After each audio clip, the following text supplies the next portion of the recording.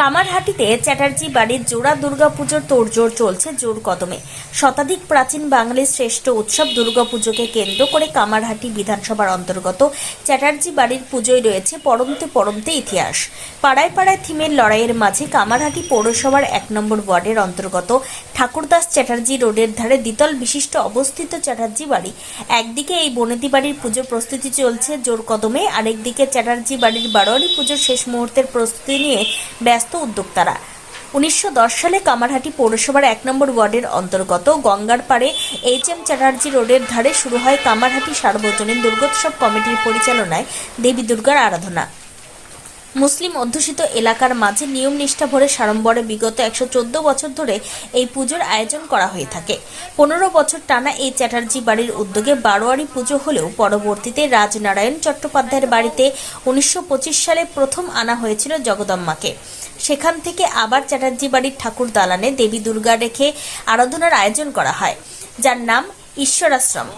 সেই থেকে আজও প্রতি বছর চ্যাটার্জি বাড়ির পুজো এবং বাড়ি লাগোয়া বারোয়ারি পুজোকে ঘিরে বাড়ির সদস্য থেকে শুরু করে এলাকাবাসীদের উৎসাহ থাকে ব্যাপকভাবে। আমাদের পুজোর আরম্ভ হয় 1925 সালে।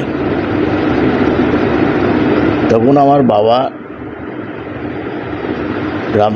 রামচন্দ্র চট্টোপাধ্যায়, উনি তাকে সবাই তিনকড়ি চট্টোপাধ্যায় হিসেবে জানতেন, এবং তিনি প্রথম পুজোটা শুরু করেন। এবং পুজোর একটা বৈশিষ্ট্য, উনি যখন পুজো করতে যাবেন তার আগে তার ছোট ভাই সুরেশ চট্টোপাধ্যায়, তিনি ছিলেন স্বাধীনতা সংগ্রামী, তার কাছে পারমিশন নেন যে পুজো করতে চাইছি। তো তিনি একটাই কথা বলেছিলেন যে পুজো করতে পারো, কিন্তু তোমার পুজো করার ঠাকুর দালানে কী করবে জানি না, কিন্তু যারা আসবেন এখানে প্রসাদ নিতে, তারা যেন শুধু মুখে ফিরে না যায়, তাকে একটু প্রসাদ দিতেই হবে।